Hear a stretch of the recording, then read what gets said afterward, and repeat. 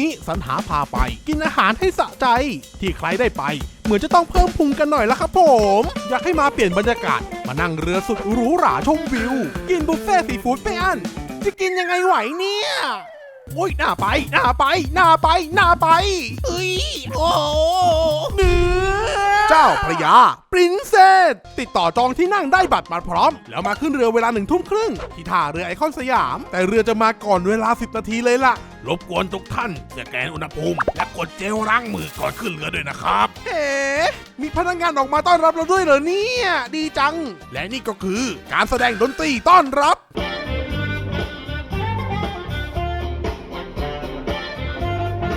เมื่อขึ้นมาก็หาที่นั่งตามบัตรที่จองเอาไว้และจากนั้นก็ลุยไปตักอาหารกันอย่างเต็มที่นี่ก็คือเซตเมนูอาหารนะคะที่อยู่ในแพ็กเกจบุฟเฟ่ของเจ้าพระยาพรินเซสเหมือนกันนะคะทั้งหมดเนี่ยค่ะก็จะอยู่ในบุฟเฟ่ที่อยู่อาหารทั้งหมดกันนะคะก็จะมีซีฟู้ดมีสเต็กเนื้อมีแซลมอนนะคะมีเนื้อก็เป็นปอกเปี๊ยะแล้วก็อันนี้ก็จะเป็นสลัดแซลมอนนะคะไปกินกันดีกว่า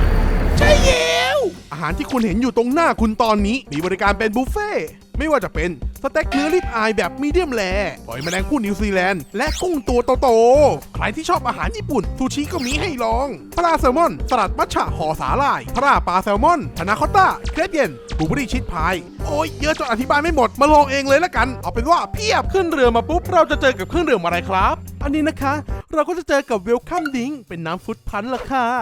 แล้วก็จะมีรีฟิลน้ำเปล่าชากาแฟก็จะรวมอยู่ในแพ็กเกจอยู่แล้วแต่ถ้าเกิดคอแห้งแล้วก็เขาจะมีบริการเครื่องดื่มอีกเพียบเลยล่ะค่ะ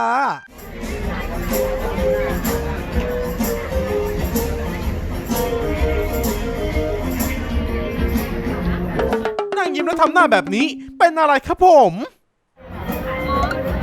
กินกับเพลงค่ะชอบเพลงนี้ชอบเพลงแจ๊สใช่แล้วจริงด้วย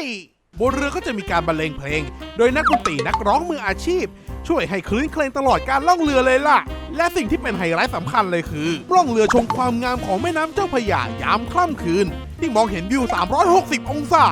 เรือจะล่องผ่านแลนด์มาร์คที่สวยๆเช่นสะพานพระราม8วัดพระแก้วพระบรมมหาราชวังวัดอรุณและสะพานพุทธ